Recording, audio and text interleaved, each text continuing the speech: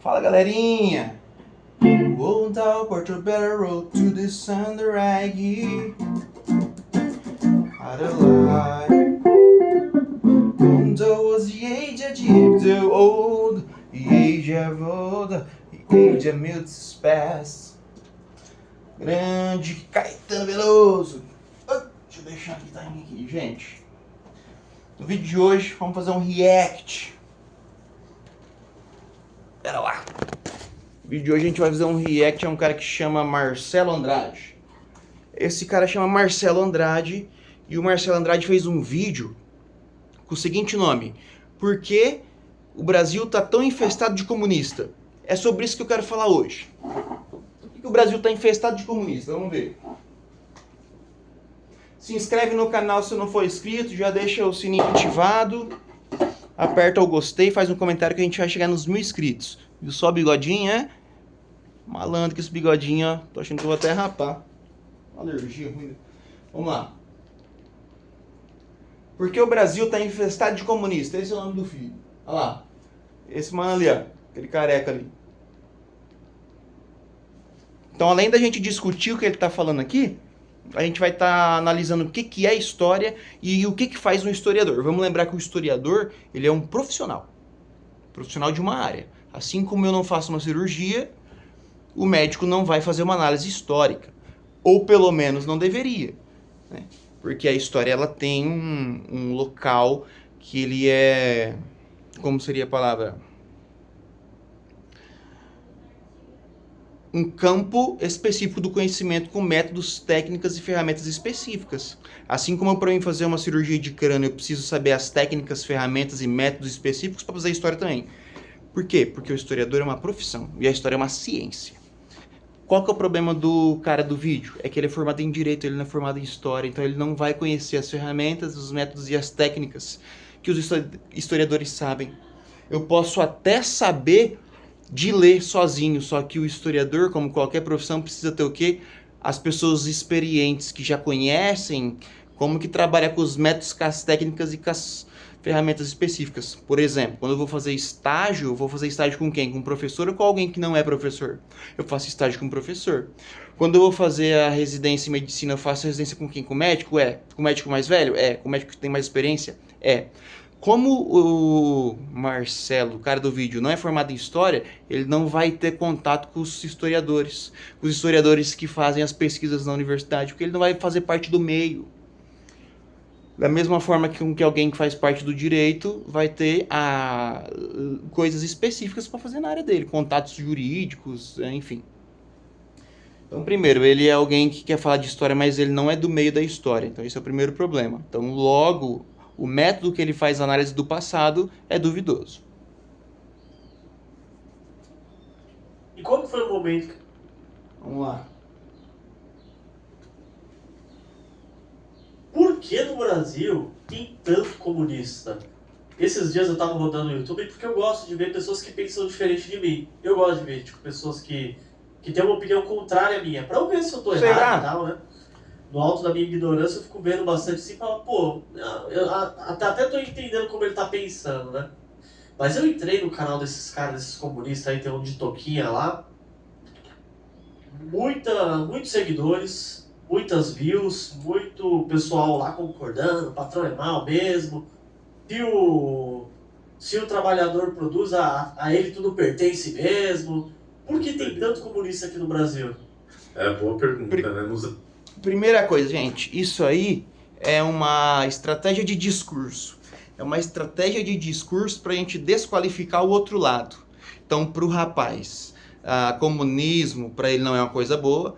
Logo, ele faz, pela fala, um certo ambiente de medo. Nossa, e eu entrei naquele local e tinha muitas views, como se fosse algo inédito, né? E é a mesma coisa quando a gente entra, por exemplo, num perfil de um deputado de direita ou algo do tipo, e é lotado de visualização. 10.000 visualizações já é bastante. Quantas que ele tá falando? Ah, tem um monte de curtida, um monte de gente concordando, mas quantos? Se você estiver dentro da minha sala, 30 pessoas é bastante. Se você estiver dentro de um país igual o Brasil, 200 milhões de pessoas não é nada. Olha o tamanho desse território. Então, quantas pessoas que ele está falando?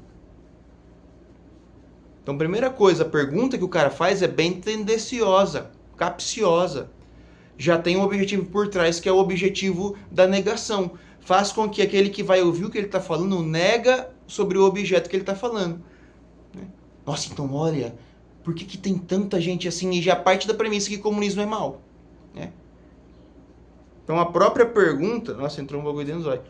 A própria pergunta, ela já é maliciosa. Isso que eu acabei de fazer é uma análise do discurso. Né? O tom, significado, palavras, frases. Vamos lá. Então, a primeira coisa. O Marcelo não é historiador e a pergunta que o cara fez já é uma pergunta mau caráter. Já é uma pergunta pilantra, com segundas intenções. 90, logo depois da queda do Muro de Berlim, o Muro de Berlim foi em 1989. Nos anos 90, se dizia que o comunismo estava morto, que não precisava nem mais combatê-lo, etc., que tudo sumiu. O Fukuyama escreveu Fim da História, Vitória para o sistema liberal capitalista, essa doce ilusão. Né? Foi uma doce ilusão, depois várias vertentes do comunismo voltaram aí com força. Né? Não só no Brasil, mas no Brasil esse fenômeno está preocupante. Né? Eu vejo isso por causa... Tá, então a primeira coisa que o Marcelo diz é que após a queda do Muro de Berlim, pensávamos que o comunismo ia acabar, mas aconteceu o contrário. Hoje, o que mais tem de novas vertentes do comunismo não está escrito. Existe um comunismo em ascensão, de acordo com o Marcelo Andrade. Primeiro vamos entender o que é essa questão do Muro de Berlim. Ao final da Segunda Guerra Mundial, você tem o país da Alemanha sendo dividido em 4 zonas de influência. Estados Unidos, União Soviética, França e Inglaterra. Por que isso? Porque o que a Alemanha fez na Segunda Guerra Mundial foi uma sequência de crimes de guerra e catástrofes. Enfim, o que a Alemanha fez nunca foi visto na história da humanidade. Ela simplesmente invadiu tudo que tinha para invadir em pouco espaço de tempo, criou campos de concentração, campos de trabalho forçado, campos de extermínio, enfim, a Alemanha na Segunda Guerra foi um negócio louco. E ela acontece com a aprovação de alguns países. O início da Alemanha nazista, né, o primeiro ano de fortalecimento da Alemanha nazista foi com o aval de França, Inglaterra e Estados Unidos. Dado ao processo que também nos anos 30 o comunismo soviético, o socialismo soviético, o stalinismo, a União Soviética, ela começa a se fortalecer muito. E ao final da Segunda Guerra Mundial, o mundo começa na Guerra Fria. Porque quem são as potências hoje no mundo não são os antigos impérios europeus como França, Inglaterra e Alemanha. Com a Segunda Guerra Mundial, França, Inglaterra e Alemanha, países da Europa Ocidental estão quebrados. Porque é na Europa que é a guerra. Os Estados Unidos se emerge como uma potência, e a União Soviética também, porque tanto na União Soviética quanto nos Estados Unidos não houveram destruição de território, entendeu? As cidades foram poupadas, não houve gastos com reconstrução, enfim. Teve mais questão com perda de soldados.